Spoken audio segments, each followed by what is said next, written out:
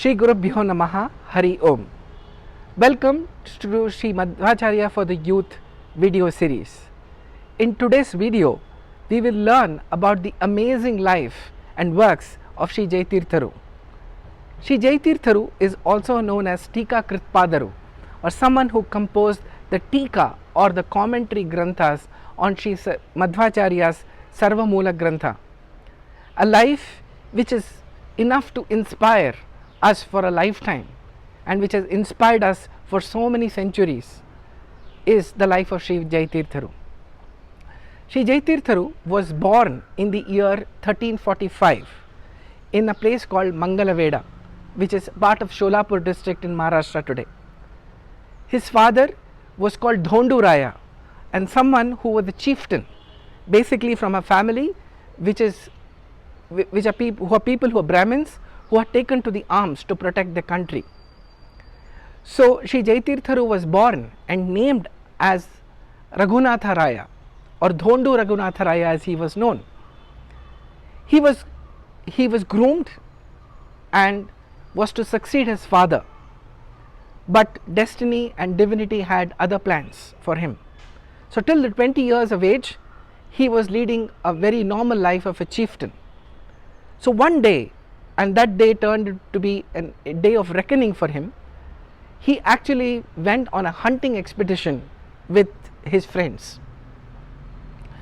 And the weather got really warm and the sun started shining really bright. Very thirsty and desperate, he actually approached the Bhima river. And in the Bhima river, he wanted to drink the water in a very unique way. He entered the water sitting on a horseback, so that the horse and he could drink water together, and he did that. This is one story, but there were two more stories which are playing out in the background. On the bank of the same river was sitting Sri Jayateertha with a very special purpose for that particular day. Sri Jayateertha is the fourth person to succeed Sri Madhvacharya. Madhwacharya had actually anointed 4 successors after him, starting with Sri Padmanabha, then it was Sri Narahara, and then Sri Madhvacharya, and finally it was Jayateertha. So all the others other than Jayateertha knew who's going to succeed them, but Sri Jayateertha did not know at that point in time. So he prayed to God and the previous night and went to sleep, and who comes in his dream? Sri Madhvacharya himself, who appeared and told him that the next day he will actually have a very strange sight sitting next to the river. And he sat on the river, he did. So this is the second story, and which is the third story is actually Sri Raghunatha's previous birth, where Dhondu Raghunatha Raya was actually born as a bull, and that was not an ordinary bull. That was a bull which was actually carrying the text or the Granthas of Sri Madhvacharya himself. So the bull had a very unique privilege of being a mobile library of sorts for Sri Madhvacharya himself, and always being with Sri Madhvacharya, listening to his lessons and carrying his texts everywhere. The very special bull. One day all the scholars who were disciples of Sri Madhvacharya asked him that you have written these great Sarvamoola Granthas, but who is going to write the commentaries on them? And at that point in time, Sri Madhvacharya actually pointed out to the bull and said that that bull will write the commentary. There was obviously an unrest among some of the scholars who felt that they were better placed and better qualified to actually write the commentaries on Sri Madhvacharya's texts. So they actually cursed the bull, that the bull dies out of a snake bite and poisons the bull. The bull promptly died, but Sri Madhvacharya then recited the famous Dvadasha Stotra, which is one of his Sarvamoola Grantha itself, and the bull came alive. And that bull in the next birth was born as Dhondu Raghunatha Raya, who later on became Sri Jayateertha.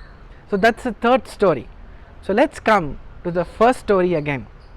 Sri Jayateertha, when he saw this strange sight of someone drinking water sitting on a horseback, told told Dhondu Raghunatha Raya, saying, Kim Pashu Purvadehe, asking, were you a bull or were you an animal in your previous birth? And as destiny would have it, Dhondu Raghunatha Raya actually was an animal, a bull in his previous life. So in that moment, Dhondu Raghunatha Raya had a divine vision about who he was in his previous birth and what is the real purpose of why he was born as Dhondu Raghunatha Raya. At that moment, he fell at the feet of Sri Jayateertha and then asked him to accept him as a disciple. Sri Jayateertha said willingly accepted because he knew what the background was, and he agreed to give him the sannyasa diksha. Now Dhondu Raghunatha Raya's father was not to accept this so easily. He came all the way and picked up his son and said, you are forcing my son to accept the sannyasa diksha. I want him to be a chieftain. He is already married. How can you put him into the sannyasa diksha? At that point in time, Sri Jayateertha said willingly, if you would like to take your son back home, you can do so. And Dhondu Raghunatha Raya was taken back by his father. He had married, and he had married twice in fact, and his father called both the wives and asked them to go and be with Sri Jayateertha. At that moment, when the two women entered the house and the place where he was sitting, they actually saw a fireball and a large snake emanating out of it, and very scared, they ran out of the room and said that to their father-in-law. Dhondu Raya understood that his son was no ordinary boy and was destined for greatness. So he took his son and went to Sri Jayateertha and told him that he could continue with and give him the sannyasa diksha. So Jayateertha then ordained Dhondu Raghunatha Raya as Sri Jayateertha. Sri Jayateertha then started his studies of the Madhvacharya again under Jayateertha. So all of us must be wondering, why did we use the word again? Because remember, as a bull in his previous birth, he had heard the Madhvacharya from the master himself, Sri Madhvacharya. So Sri Jayateertha was taught all the tenets of the Madhvacharya by Sri Jayateertha and soon grew up to be a prolific scholar. Sri Jayateertha then instructed him to start composing what are called the Teeka Granthas or commentaries on Sri Madhvacharya's works. And so to do that, Sri Jayateertha chose the Yeragola caves, believed to be a very pious place from the Pauranic times. It's a very intricate cave all the way on top of a hill, so that he could cut off himself from the noise of the rest of the world and focus himself completely on composing the commentaries on Madhwacharya's works. He led a life of a total sannyasi and performed the penance of Sri Durga Devi. Durga Devi then appeared and gifted him with a special pen with which he was to write the Teeka Granthas. So imagine writing the brightest Granthas in the darkest of the places, because when you have the Adhyatma light or the spiritual light within you, you probably don't need the external light to see divinity, and that divinity manifested in Sri Jayateertha's works, which stand unparalleled even today. So he continued his work for many years. He toured different parts of India and to have debates with scholars coming and who were from other schools of philosophy, and convincing them about why Sri Madhva Mata was actually the right Mata. Sri Jayateertha lived for many years after that, and at the age of around 45 or 50 years, he entered the Vrindavana in Malakheda. Even today, the Malakheda temple exists, which is visited by thousands of people through the year. Before he entered the Vrindavana, he anointed Sri Vidyadhiraja Tirtha as his successor, and then he entered the Vrindavana. So what Sri Jayateertha has given us today and why he is so special is those lovely Granthas that he has composed.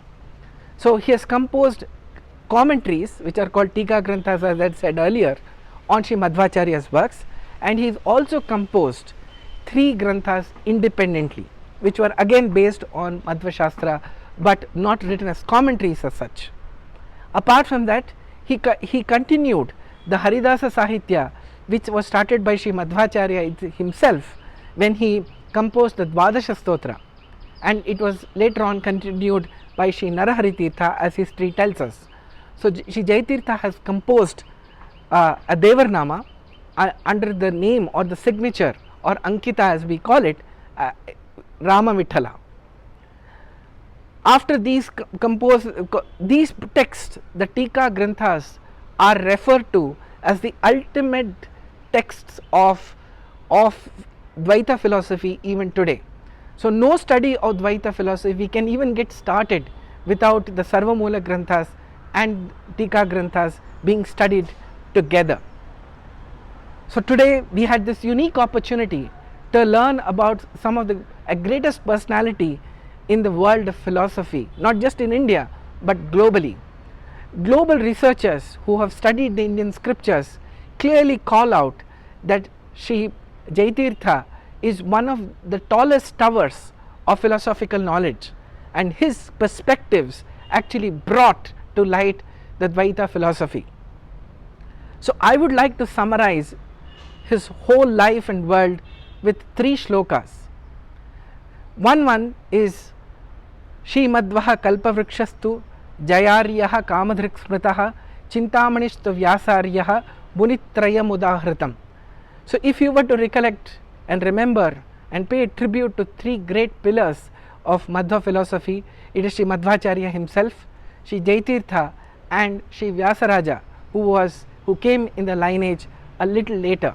But the 3 of them have actually established the foundational stones of what we know today as Dvaita philosophy.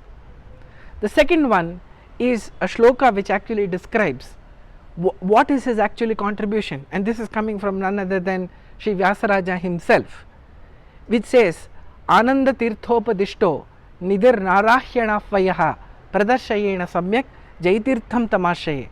So what he says is Ananda Tirtha or Sri Madhvacharya actually told us about the greatness of Sri Narayana or Lord Vishnu, but it was really Sri Jayateertha who actually Pradarshayena Samyak, that means he opened it up and showed it in all its grandeur and completeness about the greatness of Lord Narayana, which is the central tenet of Madhva philosophy. The third one is again a shloka written by Sri Vyasaraja, which describes Sri Jayateertha's writing. Now, coming from a scholar par excellence, an academic leader accepted globally as probably one of the best in the world, the person who actually established the world's first global university in a residential form, which is none other than Sri Vyasaraja. He says, Chitrai padaischa gambhiraihi vakyair manaira khanditaihi guru bhavam vyanjayanti bhati Sri Jayateertha vak. He says, how are Sri Jayateertha's writing, or how are his words? They are chitrai padaischa, that means they have all the grandeur, all the variety, and all the ability to suck your attention and keep you there with full focus. Chitrai padaischa gambhirai vakyair manaira khanditaihi. Each sentence is akhanda, that means it goes seamlessly from one topic to the other without there being any jerks in between in terms of intellectual stimulation. So Chitrai padascha gambhirai vakyair manaira khanditaihi guru bhavam vyanjayanti bhati Sri Jayateertha vak. It is here that he says guru bhavam vyanjayanti, that means he actually expresses Sri Madhvacharya's thoughts in all its spirits and in all its words in entirety, without ever deviating from what Sri Madhvacharya's tenets were. Now, this is no ordinary feat, because it's very common to see that virtually every philosophical school in the world has had several places where the successor or the shishya has not agreed in entirety with his guru. but that is not the case with Dvaita philosophy. And the starting point to that was Jayateertha writing those commentaries, where not even in one place is there any kind of aberration from Sri Madhvacharya's works. On the contrary, every single letter, every single word that Sri Madhvacharya says, Sri Jayateertha supports and analyzes why did Sri Madhvacharya say that. So to actually experience this grandeur, I would request everybody in the audience who is watching this video, which is actually getting presented on the auspicious occasion of Sri Jayateertha Aradhana Mahotsava, that each one of us should make even the smallest attempt to actually study Sri Jayateertha's works and experience that nectar. His magnum opus is called Nyaya Sudha, Srimad Nyaya Sudha. Sudha means the nectar, and Srimad Nyaya Sudha is his magnum opus. So it is not just Srimad Nyaya Sudha, anything that Sri Jayateertha says is indeed the nectar of knowledge. So thank you for watching this video. I would request each one of you to actually watch the Madhwacharya for the Youth YouTube channel for more content and videos which talk about the Dvaita philosophy. Hari Om.